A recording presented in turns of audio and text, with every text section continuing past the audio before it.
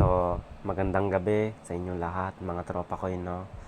It's nice to be back. Ako na naman. So, ang tagal nating hindi nakapag-vlog.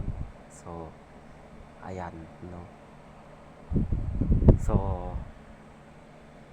announcement lang mga tropa ko, no? So, ngayong araw na to, mga tropa ko, hanggang sa susunod,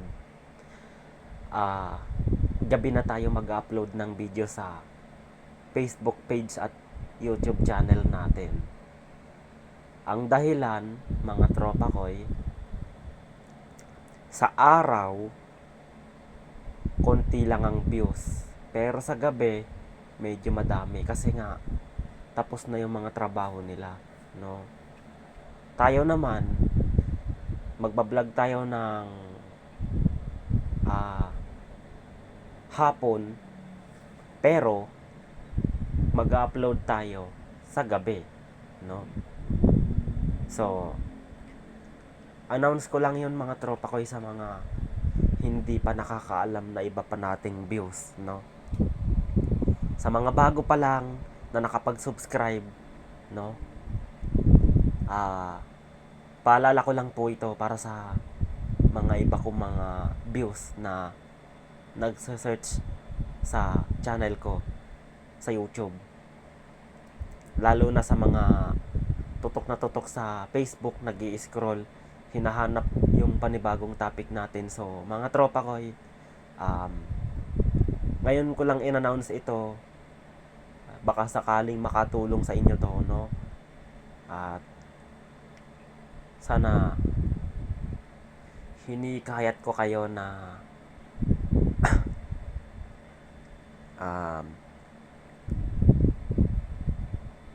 sa gabi na makita yung ating Facebook page at channel, no?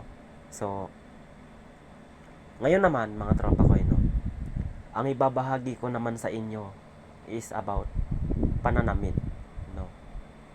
Ako mga tropa ko, no? Pagdating sa pananamit, tinuruan kami ni Lolo. O ako lang, tinuruan ako ni Lolo kung papaano manamit ng tama, no?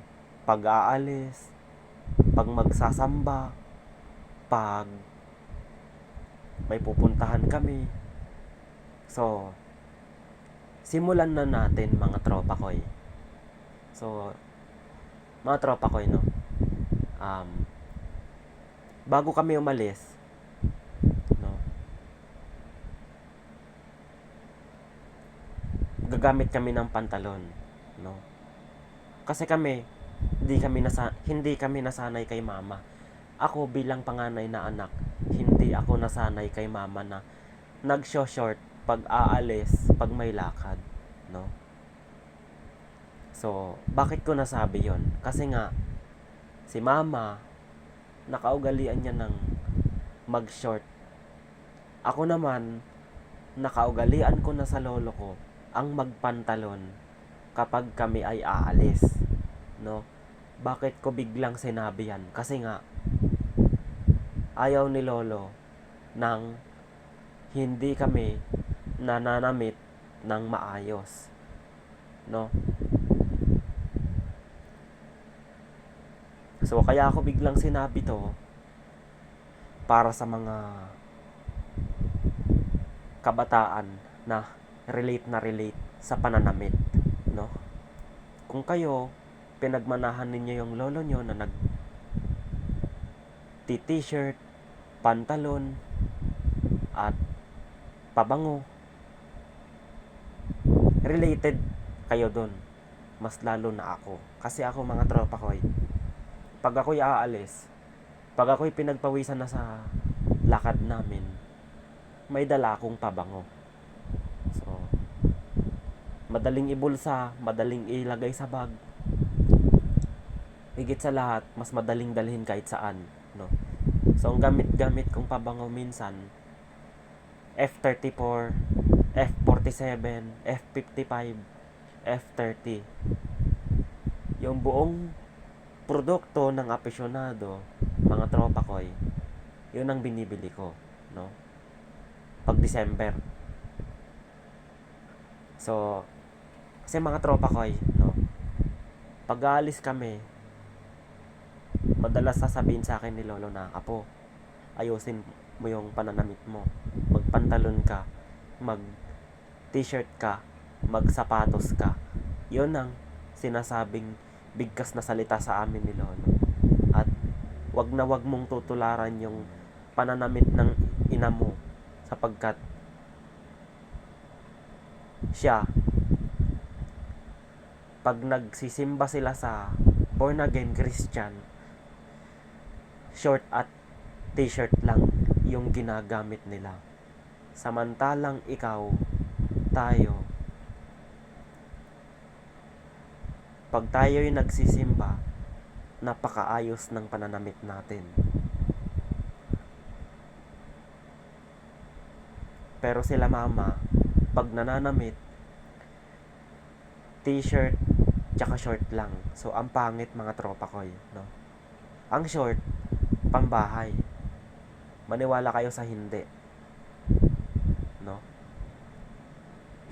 Kaya ako binabahagi ito para may mga ma-relate na mga kabataan. So yun lang mga tropa ko, at kung may nagustuhan kayo sa binahagi ko ngayong gabi, paki-comment naman, paki-bahagi, no? Para din sa mga kabataan na mahilig mag short pag mananamba, aalis, may pupuntahan. Kaya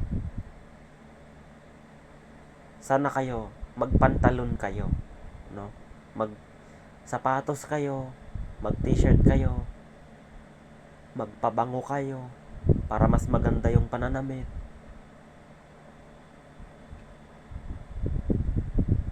Ganyan din yung mga nasa kababaihan, no?